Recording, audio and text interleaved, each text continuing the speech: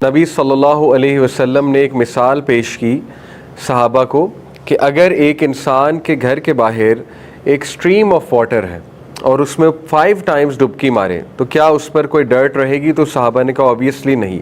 تو پرافٹ صلی اللہ علیہ وسلم نے کہا یہی معاملہ نماز کا ہے. 5 نماز کا مطلب ہے 5 بار ڈبکی مارنا صاف پانی میں، تو ان کے بدلے اللہ وائپس اوے آل دا ڈرٹ یعنی سنز فرام دیم. ٹھیک ہے، تو یہ بہت ہی موٹیویشنل خوبصورت حدیث ہے.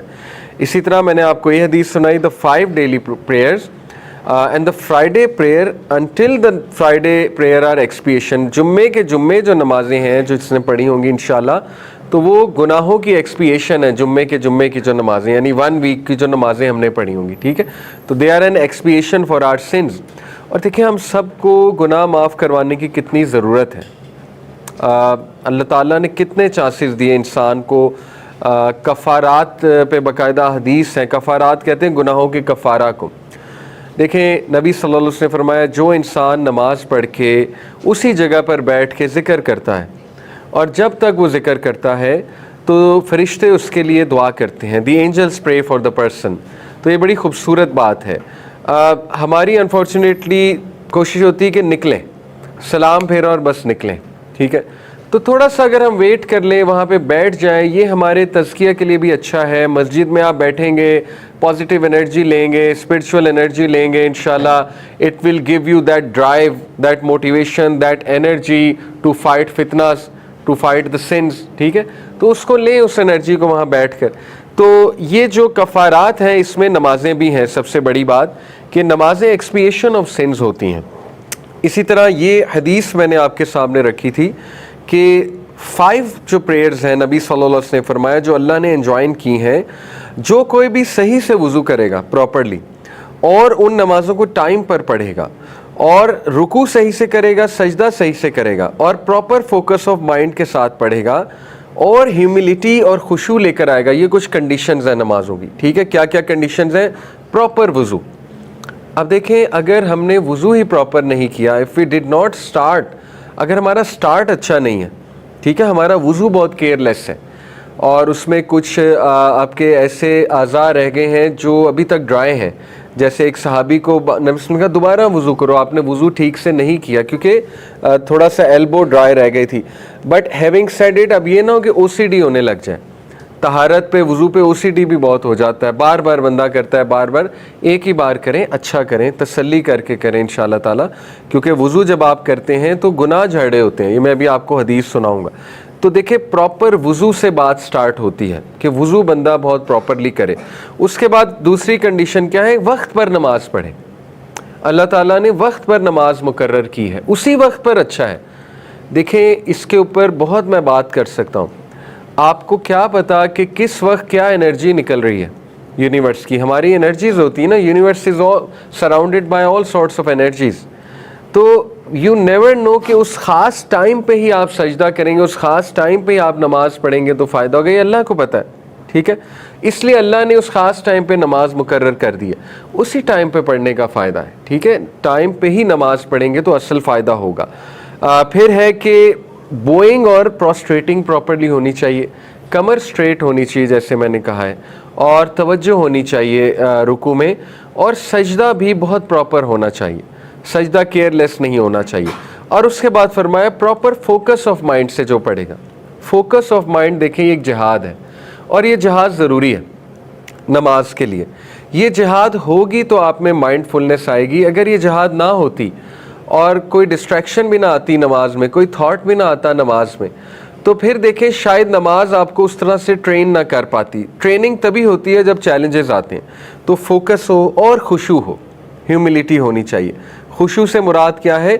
دل جھکا ہو اللہ کے آگے. دل سے پڑھی جا رہی نا، دل بھی انوالوڈ ہے، جسم تو انوالوڈ ہے لیکن دل بھی انوالوڈ ہے. دیٹ از خشوع. تو انشاءاللہ یہ ساری چیزیں ہم ان لیکچرز میں اچیو کرنے کی کوشش کریں گے کہ میں آپ کو یہ باری باری چیزیں بتاؤں کہ ہم نے لانی کیسے ہیں اپنے انشاءاللہ نماز میں. تو باقی نبی صلی اللہ علیہ وسلم نے کہا جو اس طرح سے نماز پڑھے گا، اللہ کا پرومس ہے اللہ تعالیٰ اسے فارگیو کرے گا. پرومس ہے اللہ کا، اللہ تعالیٰ اسے معاف کرے گا. ٹھیک ہے. پھر ڈسٹریکشن آف شیطان کے بارے میں حدیث ہم نے دیکھی مسند احمد کی. پرافٹ صلی اللہ علیہ وسلم نے فرمایا جب بھی تم میں سے کوئی مسجد میں داخل ہوتا ہے शैतान जो है उस पर सवारी कर लेता है. The Satan mounts him just as a man mounts his animal.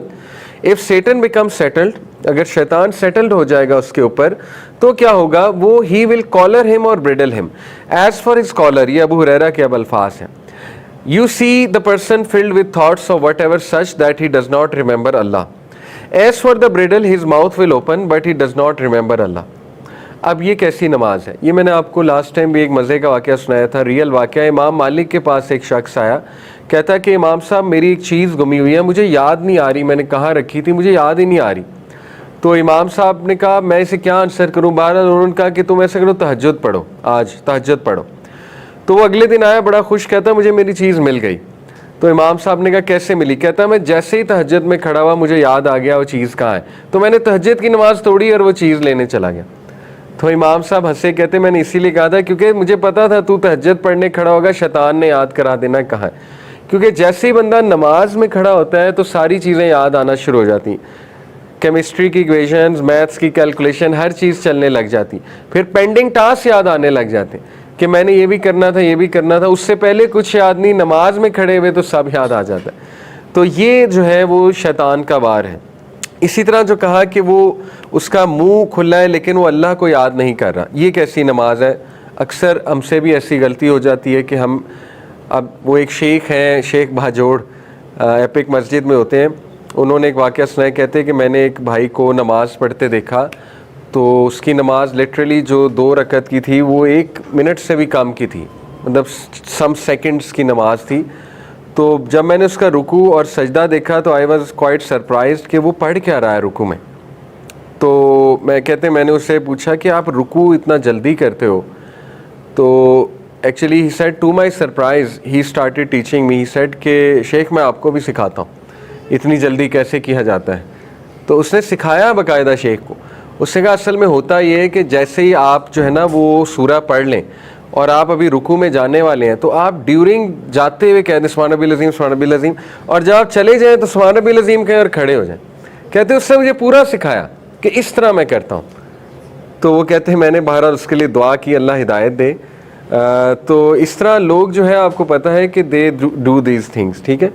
और इस तरह की नमाज फिर अनफॉर्चुनेटली आपके सामने उसका फिर कोई ख़ास फ़ायदा नहीं होगा.